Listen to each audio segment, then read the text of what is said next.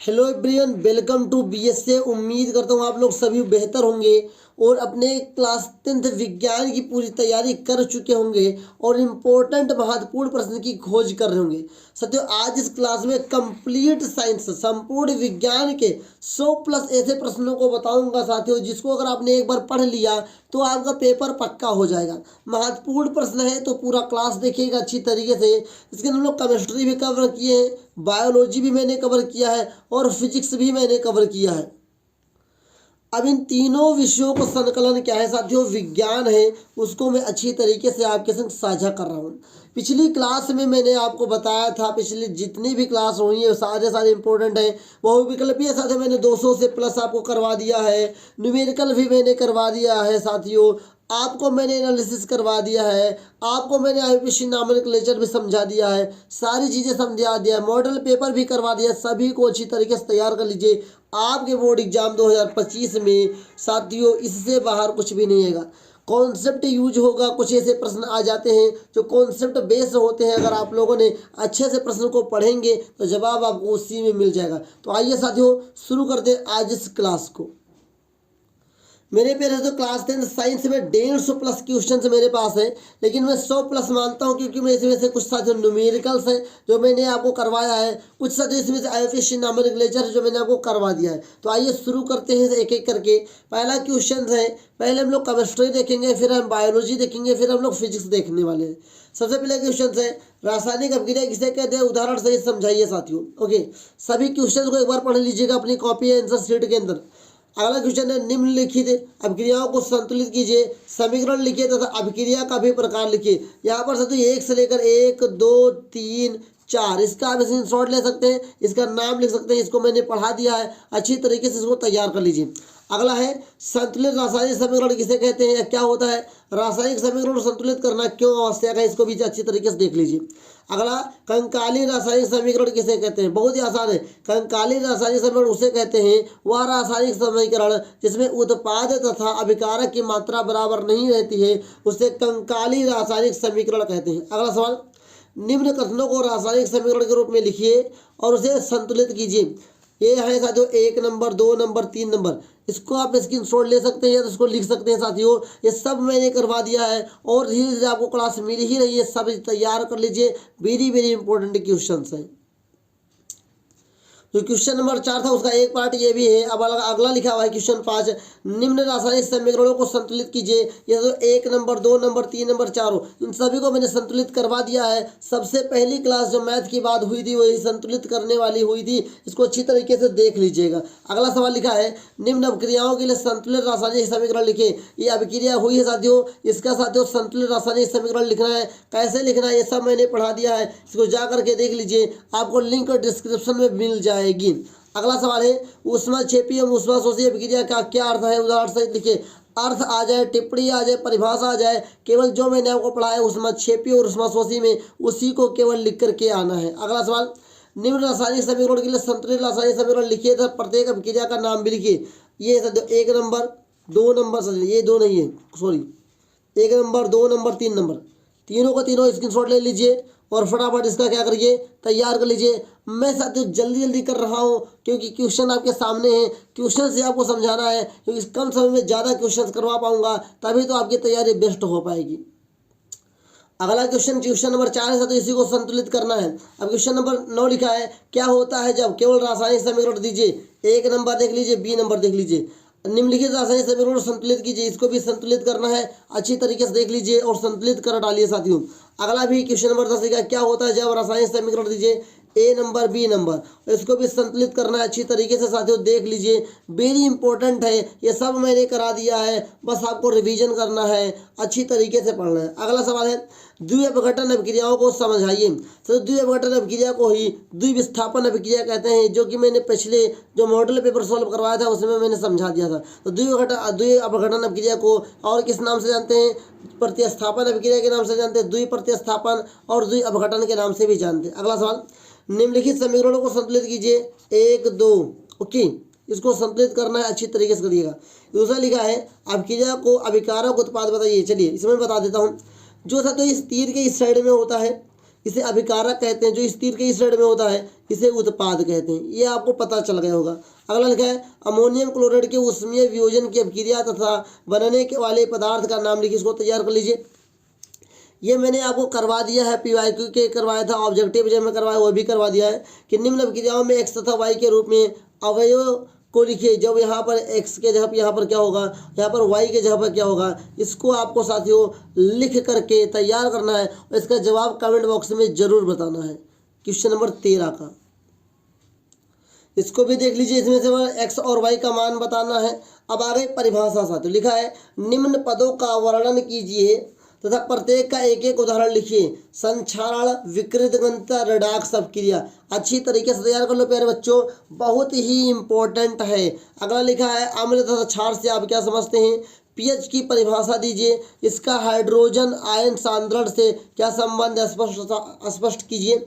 अगला है bleaching powder की निर्माण विधि का उपयोग कीजिए। पूरा क्लास देखिएगा, ये नहीं कि सब क्वेश्चन दिख गया तो स्क्रीनशॉट ले लो, बीच बीच में कुछ समझाना भी है, इसलिए पूरा क्लास देख लो। बहुत ही कम समय में सब कुछ बता के जाऊंगा। अगला धामन सोडा बनाने का रासायनिक समीकरण था, इसका उपयोग लिखिए। ये भी मैं कहूँगा जितना डिमांड उतना सप्लाई करिए। यहाँ पे केवल रासायनिक समीकरण और उपयोग पूछा है तो केवल रासायनिक समीकरण उपयोग ही लिखेंगे, ये नहीं कि उसके गुणधर्म को लिखना शुरू कर देंगे, कोई फायदा नहीं मिलेगा। अगला सवाल है प्लास्टर ऑफ पेरिस बनाने की बनाने की विधि तथा उपयोग लिखना है। अगला धातु के साथ अम्ल की अभिक्रिया होने पर समानता कौन सी गैस निकलती है, कमेंट बॉक्स में बता दो। एक उदाहरण द्वारा समझाइए। इस गैस की उपस्थिति में जांच आप कैसे करेंगे, इसे भी आप बताना पड़ेगा। आगे निम्न अभिक्रिया के लिए पहले शब्द समीकरण लिखिए तो उसके बाद संतुलित समीकरण लिखिए। ये लिखा है तनु सल्फ्यूरिक अम्ल दानेदार जिंक के साथ अभिक्रिया करता है। ABCD इन चारों को साथियों आप लोग फोटो खींच लीजिए, स्क्रीनशॉट ले लीजिए, इसको तैयार कर लीजिए, आपके बुकलेट में मिल जाएगा। अगला लिखा है बेकिंग पाउडर का रासायनिक नाम तथा अणुसूत्र क्या है, इसको बनाने की विधि तथा दो प्रमुख रासायनिक गुण समीकरण देते हुए लिखिए। वेरी इंपॉर्टेंट है, सब कुछ तैयार कर लो साथियों। अब ये क्वेश्चन नंबर 23 लिखा है केवल रासायनिक समीकरण देना है। 1 नंबर 2 नंबर सब देख लो, ये कहाँ मिलेगा, ये चैप्टर सेकंड में साथियों मिल जाएगा। अच्छी तरीके से तैयार आपको कर लेना है। और दिखाता हूँ साथियों,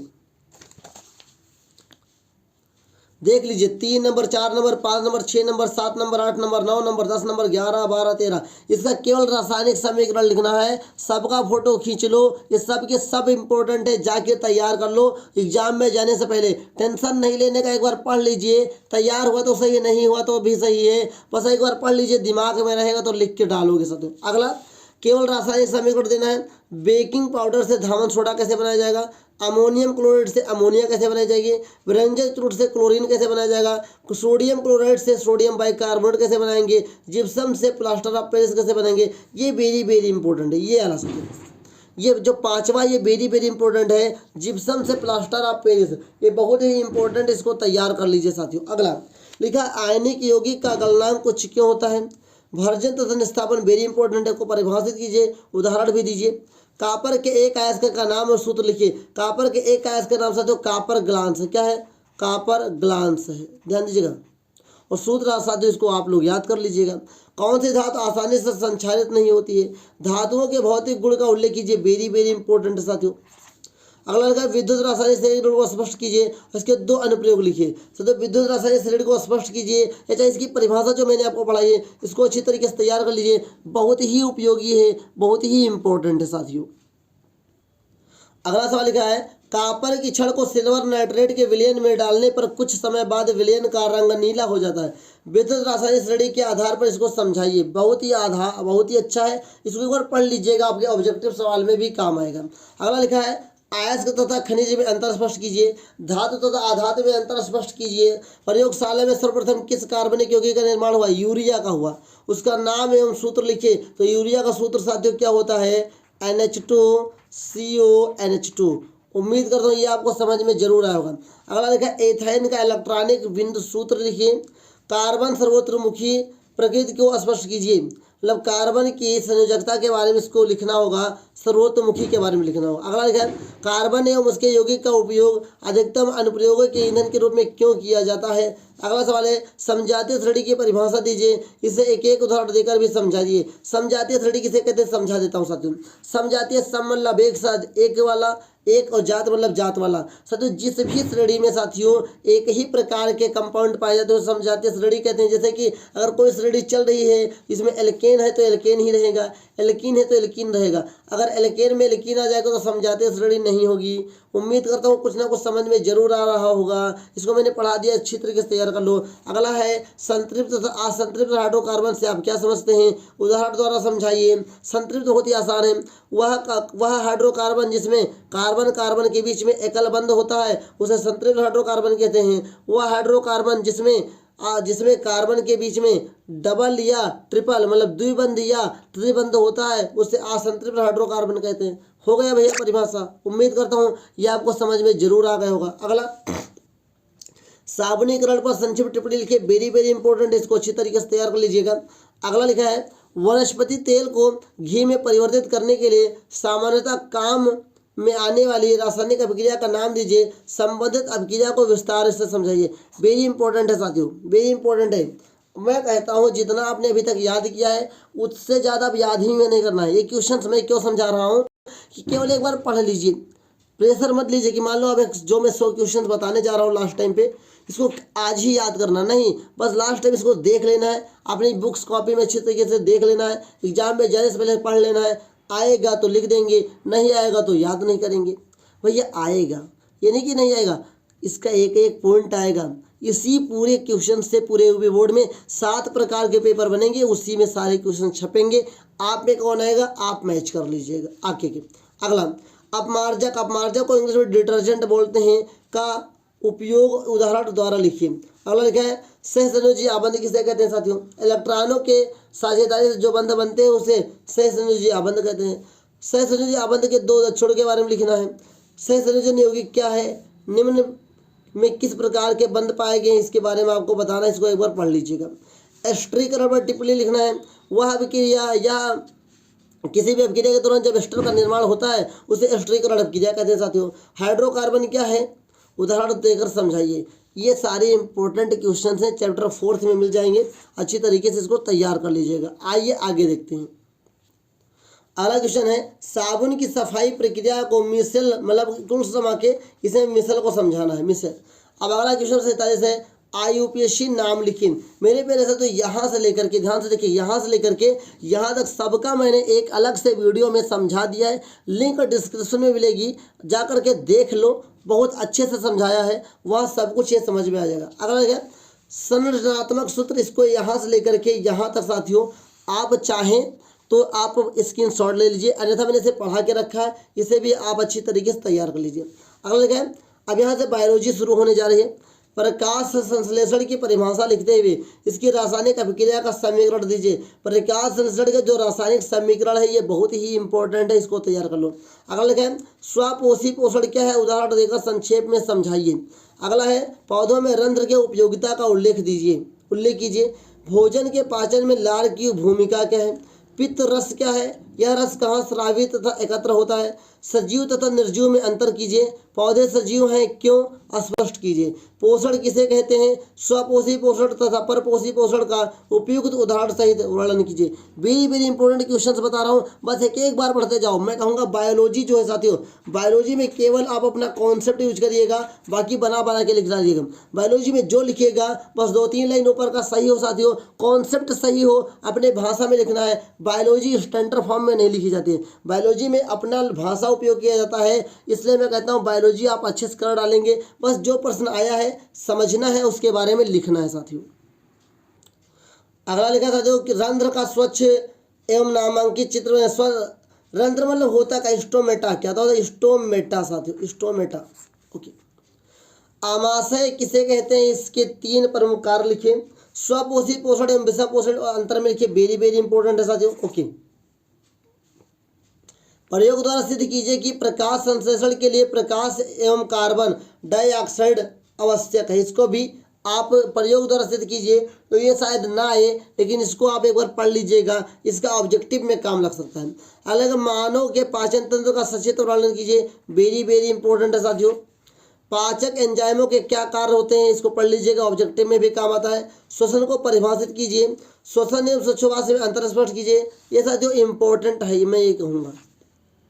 हीमोग्लोबिन क्या है, इसकी कमी से कौन सा रोग हो जाता है या क्या परिणाम हो सकते हैं। सवाल ये भी पूछ सकता है कि हीमोग्लोबिन क्या है, हीमोग्लोबिन की कमी से कौन से रोग होते हैं।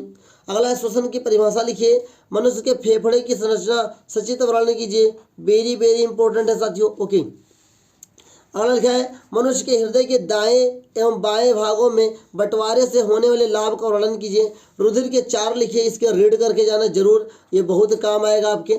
मनुष्य में दोहरे परिसंचरण की व्याख्या कीजिए, यह क्यों आवश्यक, इसके बारे में बता दीजिएगा। रुधिर एवं लसिका में अंतर स्पष्ट कीजिए, वेरी वेरी इंपॉर्टेंट है साथियों। वाष्पोत्सर्जन किसे कहते हैं, इसके महत्व को सचित्र या चित्र की सहायता से समझाइए, ये भी इंपॉर्टेंट है साथियों। अगला लिखा जाइलम फ्लोएम में अंतर स्पष्ट कीजिए, इसको पढ़ लीजिएगा। अगर ये अंतर लिखने के लिए नहीं आया तो मेरे प्यारे साथियों ये ऑब्जेक्टिव सवाल में जरूर पूछ लेता। अगला सवाल, मानव हृदय में रुधिर प्रवाह पर संक्षिप्त टिप्पणी लिखिए। मानव हृदय में रुधिर के प्रवाह पर संक्षिप्त टिप्पणी ये जरूर पूछता है, और इसको पढ़ लेंगे तो ऑब्जेक्टिव सवाल भी जरूर मदद में मिलेगा। अगला, स्वच्छ और नामांकित चित्र की सहायता से मानव हृदय का आंतरिक संरचना का वर्णन कीजिए, वेरी वेरी इंपॉर्टेंट है साथियों। अगला लिखा है पादप में जल और खनिज लवण के वहन की विधि का वर्णन कीजिए, ये भी साथियों इंपॉर्टेंट ही है।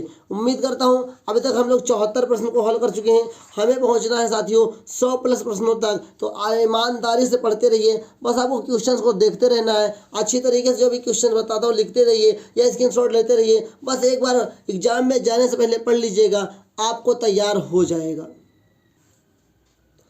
क्वेश्चन नंबर 75 लिखा है, उत्सर्जन किसे कहते हैं, मनुष्य के शरीर में कौन कौन से उत्सर्जी अंग हैं। ये जो उत्सर्जी अंग है ये वेरी वेरी इंपॉर्टेंट है साथियों, ये पूछता है कई बार। ओके, अगला, नेफ्रॉन का स्वच्छ वर्णन या स्वच्छ नामांकित चित्र बनाइए, इसके कारक का वर्णन कीजिए।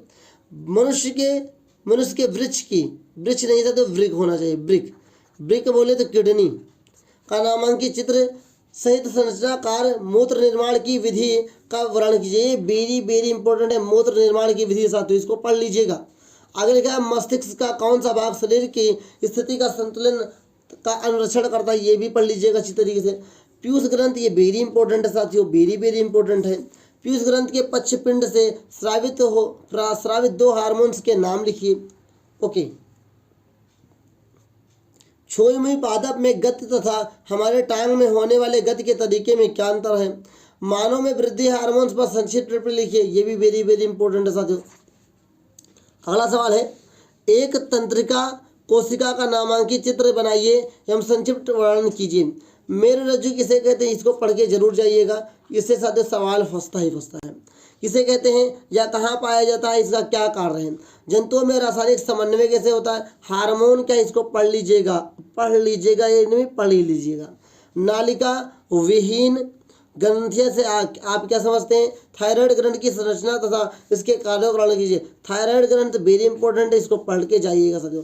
पादप हार्मोन से कितने प्रकार के होते हैं, रीड करके जरूर जाइएगा, और पादप हार्मोन्स कितने प्रकार के होते हैं उनके नाम जरूर याद करके जाइएगा, और हो सके तो कार्य भी याद कर लीजिएगा।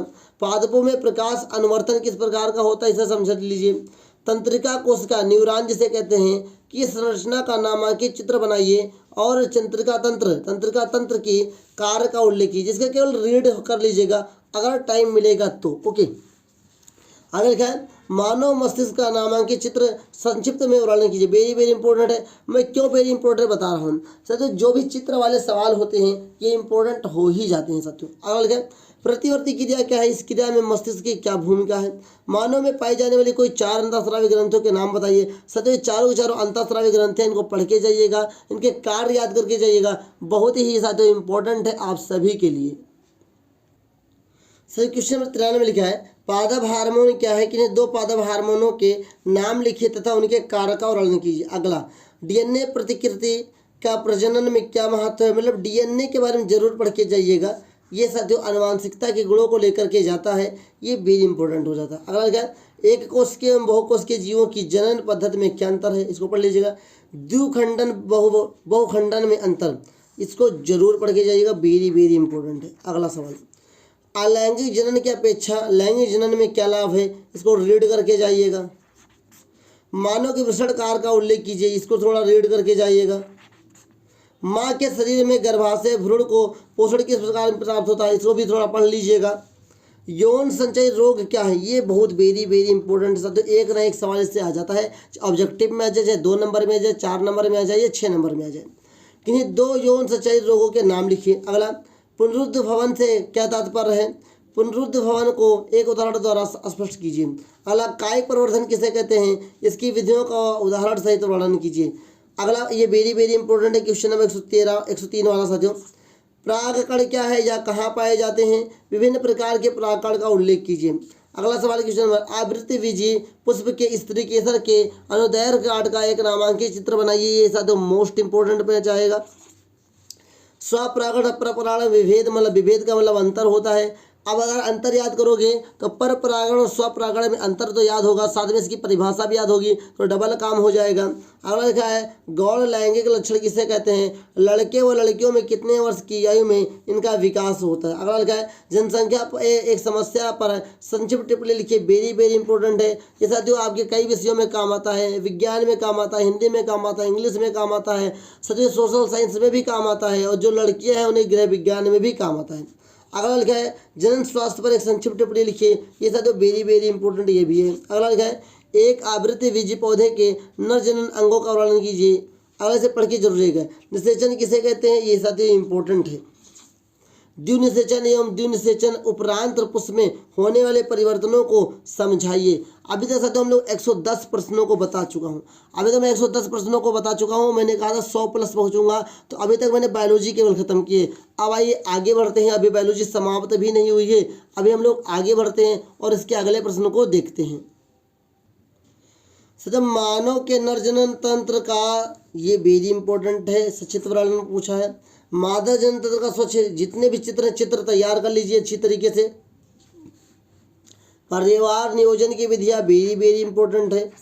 मेंडल के प्रयोग के आधार पर प्रभावी तथा अप्रभावी लक्षणों के बारे में बताइए, ये दोनों पढ़ के जाइएगा, बहुत ही काम आता है। डीएनए का पूरा नाम याद करके जाइएगा, या प्रोटीन संश्लेषण कैसे करता है। पुरुषों में पाए जाने वाले लिंग गुणसूत्र का विवरण दीजिए। मैं बता रहा हूँ साथियों, हमारे शरीर में साथियों 23 जोड़े गुणसूत्र पाए जाते हैं, जिसमें जो शुरुआती 22 जोड़े होते हैं वो कायिक गुणसूत्र होते हैं। लास्ट में जो एक जोड़ी होता है ये साथियों लिंग निर्धारण का होता है, लिंग गुणसूत्र होता है। तो लिंग गुणसूत्र एक जोड़ी होता है, 2 गुणसूत्र होते हैं। केवल पूछ ले कि साथियों कितने गुणसूत्र होते हैं, 46 होते हैं। कितने जोड़ी होते हैं, 23 होते हैं। कितने कायिक गुणसूत्र होते हैं, 44 होते हैं। कितने कायिक जोड़ी, मतलब कितने जोड़ी कायिक गुणसूत्र से 22 होते हैं। कितने लिंग गुणसूत्र होते हैं, 2। कितने जोड़ी लिंग गुणसूत्र होते हैं, 1 होता है। आगे बढ़ते हैं। आनुवंशिकता से आप क्या समझते हैं, वेरी वेरी इंपॉर्टेंट है साथियों। इसके जन्मदाता कौन है, इसकी विशेषताओं का उल्लेख कीजिए। अगला है, एक संकर एवं द्विसंकर संकरण से आप क्या समझते हैं, मेंडल के नियम उनको चित्र द्वारा समझाइए। ये वेरी वेरी इंपॉर्टेंट है साथियों। अगला, लिंग गुणसूत्र किसे कहते हैं, मानव में लिंग निर्धारण की प्रक्रिया को समझाइए। ये अभी तक 120% हम लोग देख चुके हैं, जिसमें से मैंने पहले कुछ पढ़ा के रखा है, कुछ मैंने आपको तैयार करने के लिए दिया है। मैंने भाई बार बार बोल रहा हूँ, इसको केवल पढ़ के जाना है। जो याद है पहले से अच्छी बात है, नहीं याद है कोई बात नहीं, पर इन प्रश्नों को एक बार देख लीजिए, समझ लीजिए कि जब आपके एग्जाम में आ जाएगा तो कैसे लिखा जाएगा। केवल पढ़ के जाइए, 2-3 लाइन उसके पहले अच्छे लिखेंगे, फिर जो आएगा अच्छे से लिखेंगे, बट कटिंग नहीं करेंगे। बायोलॉजी में कहानी लिखने से भी नंबर मिलता है, लेकिन कहानी बायोलॉजी की होनी चाहिए और रामायण की कहानी नहीं होनी चाहिए। आइए आगे बढ़ते हैं। आज जो क्वेश्चन में 121 लिखा है, अवतल दर्पण से ध्रुव तक फोकस दूरी के मध्य रखी वस्तु के प्रतिबिंब बनने का किरण आरेख खींचे। मैंने पढ़ाया, इसको अच्छी तरह कर लीजिए। अब तो यहाँ से लेकर ये सारे क्वेश्चन, ये सब न्यूमेरिकल हैं। एक क्वेश्चन तैयार कर लीजिए, अवतल दर्पण तथा उत्तल दर्पण के उपयोग। जो भी न्यूमेरिकल से मैंने एक अलग वीडियो में करवा दिया है, उसको जाकर के जरूर देख लीजिए, चैनल पर वो क्लास आ चुकी है। साथियों, अवतल लेंस और उत्तल लेंस में उपयोग, इसको याद कर लीजिए। कारों में पक्ष जो हम लोग उत्तर दर्पण उपयोग करते हैं क्यों करते हैं ये हमें बताना है। ये मैंने न्यूमेरिकल लगवा के रखे हैं, सब न्यूमेरिकल मैंने लगवा दे, सभी को अच्छे से तैयार कर लीजिए।